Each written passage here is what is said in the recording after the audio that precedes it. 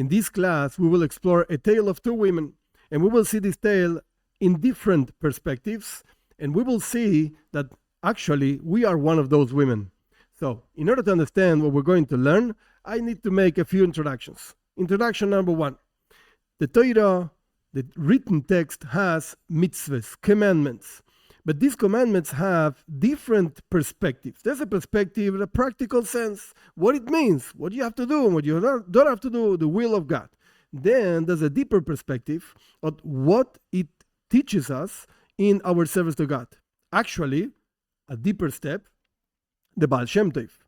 Rabbi Yisrael Baal Shem Tov, the founder of the chassidic movement, he used to say that from every single thing that a person sees, from every single thing that a person hears, has to learn a lesson in the service to God. So not just what it's written in the Torah, rather, every single thing in the world, we have to learn a lesson in the service to God. Why? As we're going to learn, every single thing in the world has a spark of godliness inside of it. And you can stay with whatever you see, whatever it is, or you can actually look deeper into the situation you're seeing, the object you're seeing, the person you're seeing, and find the godliness inside of it. That godliness is there to teach you something, is there for you to take and go closer, get closer to God. So let's start. Point number one, the Torah in Parshas Kiseitze brings one law, one halacha in Hebrew, law. What's the law? If a man has two women, one of those he likes, one of the women he likes, he loves her. And the other one, as it's written in the text, it's a hated woman. But you know what? The firstborn is from the hated woman. Still, even so, he has to give the inheritance that belongs to the firstborn, even though it's the first son of the woman he doesn't like, the woman doesn't like. Why? Because the Torah says that a firstborn has two parts of inheritance. So, for instance, if a person has two children, of course, one of them is firstborn, so he has to divide his inheritance in three parts. Two parts go to one son, the firstborn, and one part goes to the other son. So the Torah expresses this law to teach us even a deeper level. That means that even if the firstborn is from a woman that he doesn't like, but for whatever reason it is his wife, even so, you have to give two parts to the firstborn, even if you don't like the mother, and so on. That's the law. Now, as I explained before, every single thing in the world, how much more so laws in the Torah, have something to teach us. This is one of the core thoughts in the Hasidic thought. The laws of the Torah are not just laws. They have a very deep teaching to us. Now, let's think, what are the components of this teaching? First of all, we have a man, husband. Then we have two wives. And then we have a firstborn. What are we talking about? The man is God. Two wives are two types of people. And the firstborn, what is that? The Geula, the redemption. What means redemption? Redemption means the revelation of godliness into the world.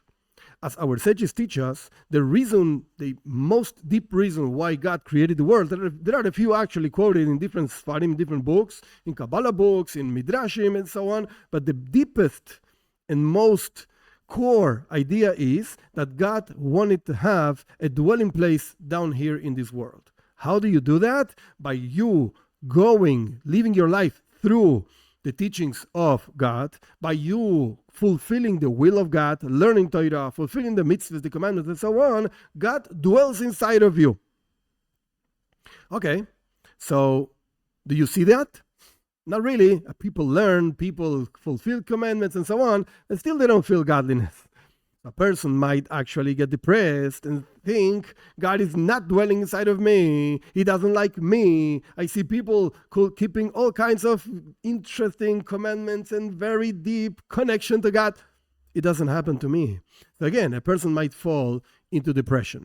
So the author of the teaching we're going to learn, he was called Shneur Zalman of Liadi, the Alter Rebbe, the founder of chassidic movement, Chabad chassidic movement.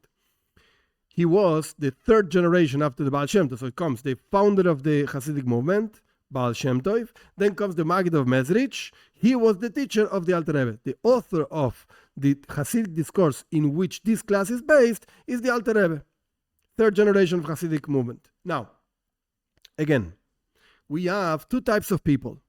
What are these two types of people? One of them is called tzaddikim.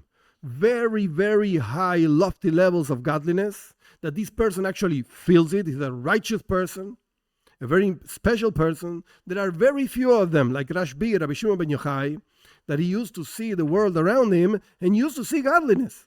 Not the world, not the physical world, godliness. He used to feel it. If he was keeping a mitzvah, he used to be on fire inside of him, of love of God, fear of God, understanding the mitzvah, understanding what it means in a spiritual way, all the laws of that mitzvah and so on. That's one type of people. But again, very few of them in the world. That represents the wife that this husband loves. She's beautiful. She does everything perfect. No mistakes at all. Tzaddikim, righteous people. But you know what? Again, very few of them in the world. Most of the people, we are not tzaddikim, and I include myself. We're not tzaddikim. We're not righteous people. We're people that we struggle, We try to keep God's will. We try to do things properly. But not necessarily we feel it. We don't really feel pleasure when keeping a mitzvah, when doing the right thing. We feel pleasure by food. We feel pleasure by, each person has a different type of pleasure and so on. Physical things. But it's very difficult to feel pleasure in spiritual things. Even so, we still do what we have to do. Why? Because we do know, we have faith that, again, God wants a dwelling place in this world. And when we do what He wants from us, He dwells within each one of us.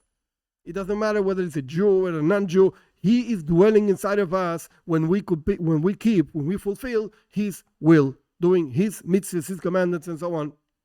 And even though we don't see that, we have to have faith that that's true. And the Alter Rebbe, the author of this teaching, has a very interesting proof, a very interesting idea to show us that even if we don't see something, that something is still there. And the proof is the difference between thought and speech. When a person talks, in the best case, he actually first thinks, what is he going to talk about? What is he going to say? He orders thoughts in his mind, the words and the letters and the phrases and so on, and then he talks. So the speech that is heard by somebody else actually carries the ideas that this person thought first, and then he spoke. But in the speech, not necessarily you see the thoughts. Sometimes thoughts are much, much deeper than words that a person talks. And he only manages to express his thoughts in a certain particular way, to the point that two different people might express a thought, an idea, a concept with different words. But the thought is the same. It's just two different words. 3, 4, 5 different teachers talk and teach differently. But it's still the same concept. So we see that whatever gets revealed is not necessarily the thoughts. What's revealed is actually words. But those words of speech are not exactly the same words of thought. But when you hear the person and that whatever the person says makes sense, you conclude that there's a thought behind that this person is trying to convey and so on with these words that he's speaking. So the same way we see the world, and we don't see godliness in the world. We do keep mitzvahs. We do what God wants from us. We don't see godliness inside of that. We don't see the godliness inside of that. Sometimes we don't even feel it. We don't feel the enthusiasm. We don't feel the godliness and so on. But we still do it. And you have to know that godliness is there. You have to know that when you see the world and you see physical things, you have to know that godliness is within those physical things. God creates the world with words. That's why in the beginning of the text of the Torah, when the Torah is talking about the creation says God spoke and this and that came into being. The words of God, they stand firm in the heavens and so on. But that's what we see. But besides that, behind that, inside of that, there's godly thought. God dwells within those words. The same thing happens when a person is doing a mitzvah. God dwells in that action. And we're actually fulfilling the reason why God created the whole world, to have a dwelling place in this world. Where? Inside of each one of us. when you actually fulfill God's will. Now, having said that, that's the example that helps us understand that even if we don't feel, even if we don't see, and we are still the hated, quote unquote, wife of the husband, which is God, the tzaddikim, the righteous people, as I explained before, are the loved wife of this husband, quote unquote, God. Because they do everything perfect. We don't do everything perfect. We're the hated wife. We struggle. We have passions for this physical world. We do see the physical world. We give it an importance and so on. When we don't feel the spiritual world, the spirituality behind that. We don't feel God. So we're the hated wife. However, who has the firstborn? Who actually brings Geula, redemption, into this world? In other words, who brings God into the lowest levels in the world, even within us, that we don't feel anything, and we fall into depression and so on? Who is in charge of bringing God into those dark places? Us. The tzaddikim, the righteous people, they only, quote unquote, bring down God to their level. A level of brightness, a level of enthusiasm, a level of love of God, fear of God. They really enjoy it, but there are very few. We, the hated wife, quote unquote, we bring down godliness into the darkest of the darkest places, into ourselves, into our lives.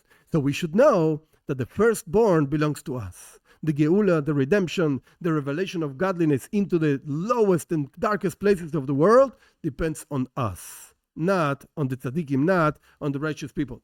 So that's why the Torah says, when a man has two wives and he loves one of them and he hates the other one, you should know that the firstborn, the greatest level, the revelation of the real reason why God created the world, that belongs to the hated wife. Therefore, don't fall into depression if you don't feel, if you don't see, if you think God doesn't love me, He doesn't like me. Wait a second. This is the this is the way God created the world. This is the way God wants you when He created you. We said before, He hates that wife and so on. Yes, but again, who's in charge of really bringing down God and fulfilling the reason why the creation was done and so on? We. So after all, it's not really a hated wife. Otherwise, why would He marry us? Why would He create us? He's cruel, He creates us, we don't feel anything, and He says, I don't like you because you don't feel anything. You are making me not feel anything. So wait a second. Again, the reason why He created us in such a way, and the Torah says, quote unquote, He hates us, is because He wants us to bring Him down into our dark, quote unquote, terrible lives. That's what He wants. So don't get depressed and continue doing your job, your avodah, your work within yourself, improving yourself and bringing down godliness into the world, because actually that's what God wants. And He enjoys, He has tremendous pleasure more in our work than in the work of the righteous.